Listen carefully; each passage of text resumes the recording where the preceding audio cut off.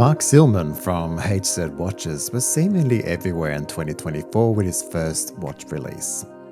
When this is the case, a skeptic assumes that money's been changing hands to feature on various lists, but no, the watch press and the people were genuinely excited about a quartz watch. Nothing wrong with quartz of course, but it doesn't get the blood pumping quite as much as mechanical. I shed tears when I sold my last manual car early in 2024, since these things will likely never be back. Anyway, the HZ.01 was beautifully designed, and that's how it got noticed, more so than a movement which was a Ronda Swiss quartz. The sequel, the HZ.02, is now on pre-order with delivery expected around March 2025, and it's another meca-quartz, so a hybrid mechanical and battery-driven watch, which is an extremely crowded field in our industry. Is it special enough to stand out? I don't think I can answer that question today, but I can tell you this much. Matt has built a fan base now, which is quite the achievement for a young brand, and it will be interesting to see if they are keen to throw their weight behind a 37mm titanium case with a hybrid movement. And from what I can see on the socials, they are seemingly on board. So let's get stuck in here and see what we can discover.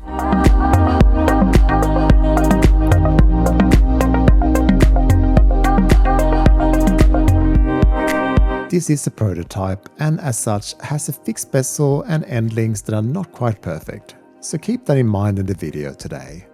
And also worthwhile perspective, this watch will sell for $299 but is currently on pre-order. Sizes may be perfect for some, controversial for others. Diameter is 37mm and lug to lug is a hair under 43mm.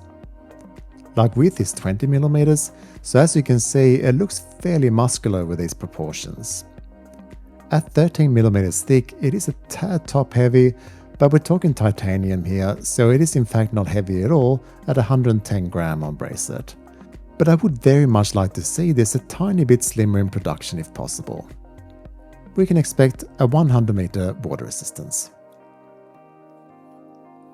The dial is very attractive with its layered construction and this waffle texture, which is always the description that makes me hungry, but it is very nice and actually quite visible despite being so subtle. I really like Matt's logo, which spells out HZ using parts of a machine. At least that's my take, and I can see this fitting all kinds of watches in future really nicely. The markers are all printed sections of loom and the white dials contrast nicely. Of course we get the classic meca-quartz 24-hour indicator that many of us love to mock, but the reality is that what you get through this movement is a useful enough chronograph design and look that doesn't cost an arm and a leg. So again, we have a moving seconds dial at 6 and a minute counter for the large hands countdown of minutes. You have likely seen, read and watched videos on this movement before, but if not, it's fun to play with on the couch, and this Seiko movement is well established now as the choice for affordable chronograph designs. It is a sporty look, and you can time things obviously. Probably the only thing I don't like with these movements is that the minute counter does not tick over from minute to minute. They slowly creep, so it can be hard to actually see which minute you're on, if that makes sense. All the hands are most attractive though, with the hour and minute hand fitting the vintage inspired theme and the seconds hand tip matching the red marker at 12. On the finished watch, you'll be able to move the bezel in both directions, even though it says unidirectional on the website currently, but on this prototype it's fixed and holds a box sapphire crystal with 3 layers of anti-reflective coating in place. It's very effective and attractive, and whilst it's adding to the thickness, I'm good with that. The case design is a classic affair with brushed and polished details and that grey titanium that I'm a big fan of. The push-pull titanium crown is signed, but man it's small. I'd love for that to be amended or just a bit longer, since it sticks out only about 2.3mm, so it is a bit hard to get a grip on. The rectangular buttons for the chronograph to start at top and reset down the bottom are excellent. The real treat here though is something I've never seen before, and that's around the back. I've often thought that someone ought to do this, and lo and behold, Matt did. A full see-through view of a meca-quartz movement through a sapphire crystal.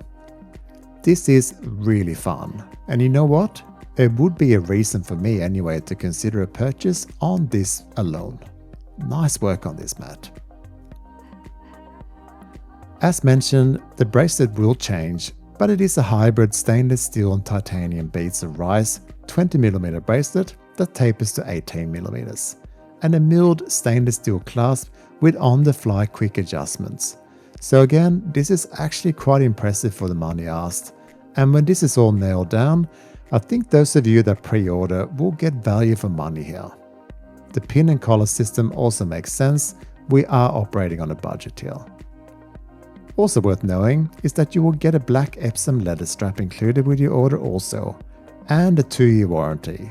So Matt's gone the extra mile here to bring you value for money. Prototype loom is always a little unfair to judge, but it's pretty good even on this prototype.